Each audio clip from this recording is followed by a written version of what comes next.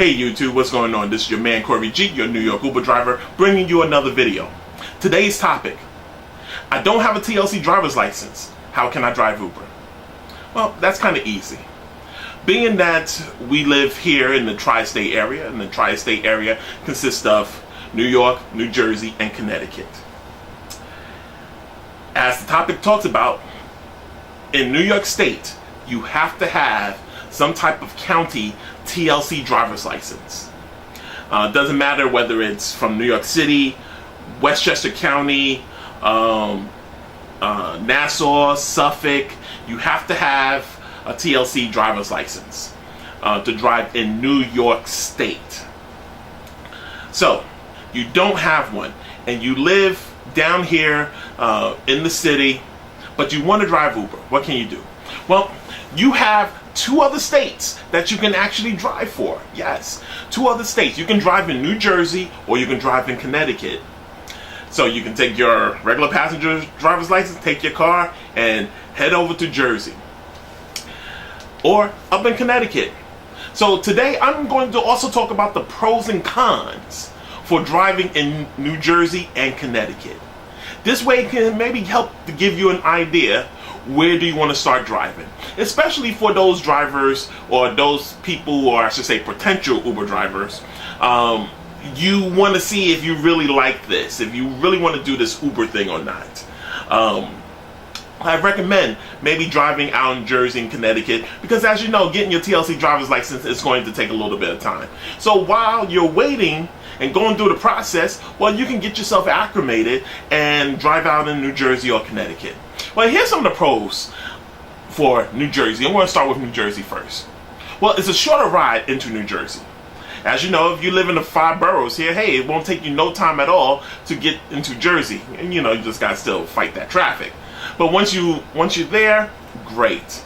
There's a lot of places that you can go and drive at. There's a lot of hot spots.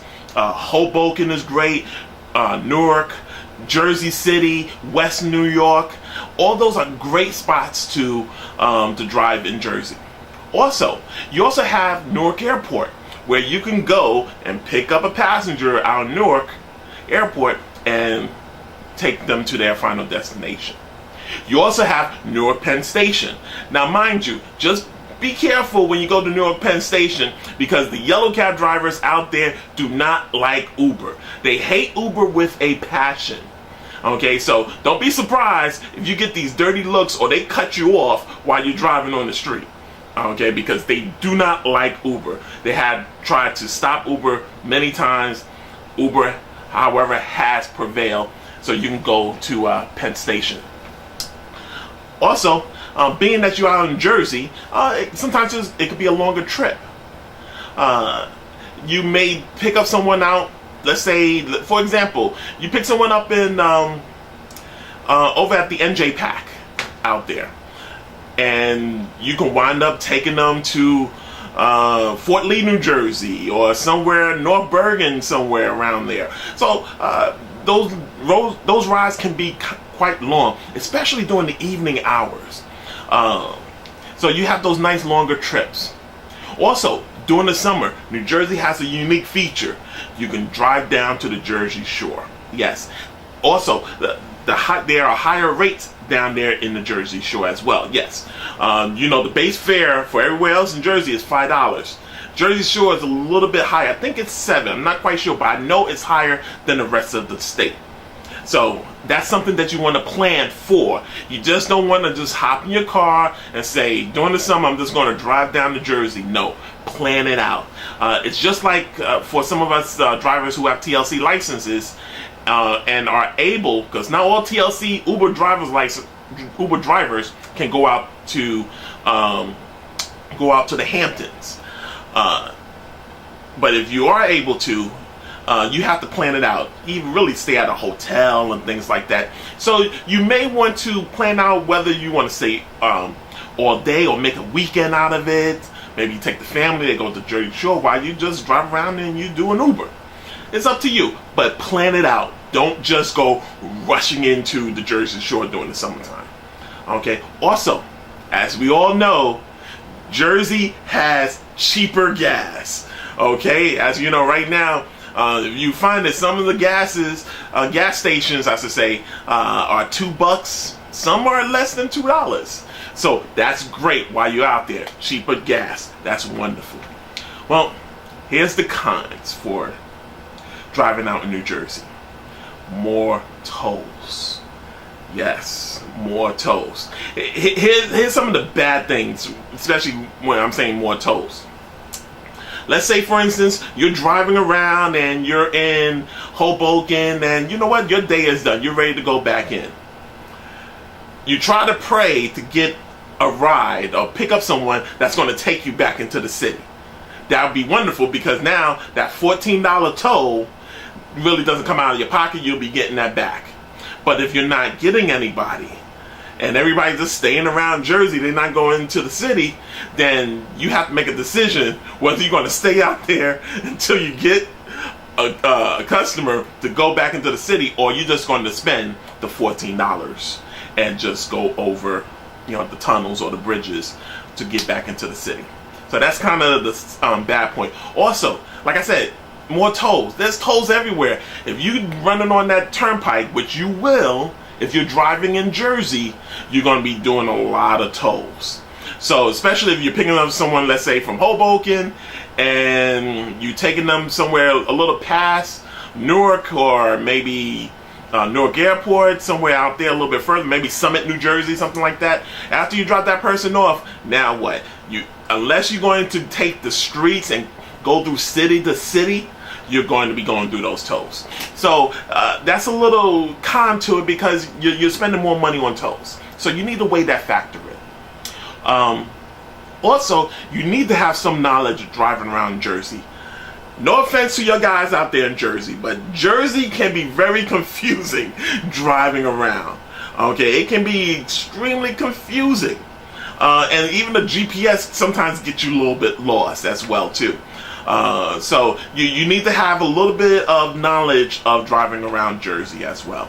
So my suggestion, so that won't be too much of a con for you, drive around New Jersey, get to know the areas. Especially the areas where you're going to be driving at. So let's say, for instance, if you're going to drive around Hoboken without picking up passengers. Just drive around, get familiar with all the things that's around that place. There's a good hot spot, just to give you a quick tip. Good hot spot in Hoboken. It's called Texas, Arizona. Down there in Hoboken, it's a sports bar place. Great spot. You will get calls, no question about that. So you just want to keep that in mind. Now, let's go to Connecticut. Yes, Connecticut. I like Connecticut. Connecticut is nice up there. So here's some of the pros dealing with Connecticut. Less tolls to travel on. That's right. Because if you take I-95 up, you're spending, one way, you're only spending like $1.75. Compared to Jersey, going back into the city, you're spending $14. Not bad. That's pretty good. Okay, so you're not worrying about, let's say, for instance, if you have to travel back and forth from Connecticut back into the city, you're not worrying about that $1.75. It's not too much of a hit on your pocket. Okay, so you are spending, $1.75. Also, it's a good short ride to Connecticut, especially if you live in Upper Manhattan, Bronx, and upper part of Queens. It won't take you long. It takes you maybe about 25 minutes, maybe a half an hour, to, depending upon traffic, to get up there. So it's not a bad trip. I mean, it's going to probably even take you that much amount of time just to go into Jersey too, depending upon how traffic is going into Jersey, leaving out from the city. So you want to weigh those options. You also have the Metro North that's out there. Yeah, Metro North train stations. You got Greenwich, you got Stamford. Two great places to be at, guys. Greenwich and Stamford. Great places to drive at. Not counting out those guys up there, Norwalk and all those other places up there. Great places, but that's still farther away. So Greenwich and Connecticut is real close because it's near the border. So you have those nice short trips to go there with Metro North. hit the train station, let's say at Stanford, you go to the train station, you sit and wait, you'll get a call. In fact, what you could do is download the Metro North app. So this way you can see what time the trains are coming in, and this way you can time yourself with other runs and then heading back to the train station to get more calls. Okay, great bar rush in Connecticut, especially in Stanford. It is great out there. You can do quite well. I did well when I take people from Manhattan and I wind up in Connecticut. I just drive around Connecticut a little bit. So it's a great place as far as a bar rush. Once again, it's also have longer trips out there as well too. So that's cool, because if you're picking up someone from, let's say from Metro North train station in Stanford, and you're taking them to Norwalk, or you're taking them somewhere up a little further up north, up in Connecticut. So that's pretty good. So you want to keep that in mind as well. Okay. Many times in Connecticut, because Connecticut does not have any airports, a lot of times you're taking people from Connecticut and you're taking them to the New York based airports. So JFK, LaGuardia, sometimes you even take them out to Newark. That's nice. Okay, that's a good, nice run for you. So you want to keep that in mind. Also, it's not as crowded up there in Connecticut. The cons for Connecticut.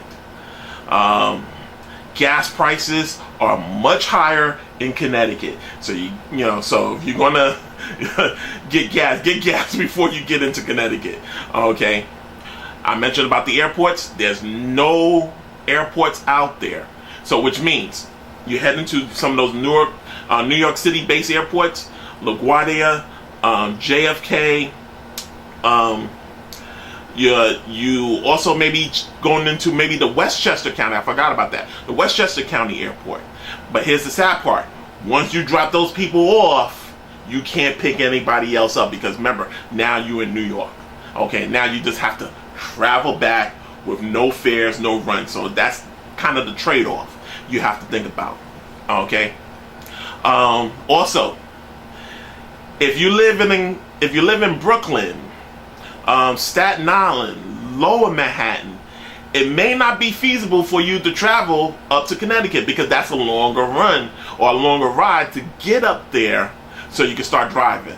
Those people who live in Brooklyn, Staten Island, especially Staten Island, your guys just take the bridge and you're in Jersey in no time flat. So you want to weigh those options, and if you don't mind a little bit of a drive up there, that's great. I know Uber drivers all around the country. Some of them drive an hour, maybe an hour and a half, so they can be able to start driving, because their town doesn't have Uber. They got to go to the nearest town, or I should say the nearest city, to be able to drive. And some of them do drive an hour or even an hour and a half to drive up there. So you just want to think about it. Weigh your options. So you have two choices: New Jersey, Connecticut. My suggestion, try them both and see which one you like. And then this way, while you're doing that, hey, you go through your process with your TLC until your TLC license comes in. Then again, you may like it so much that you don't even not going to bother investing with TLC. So these are some of the things you may want to think about as far as driving in Jersey and Connecticut, since you don't have a TLC driver's license. This is your man Corey G, your New York Uber driver. You and I will become successful together.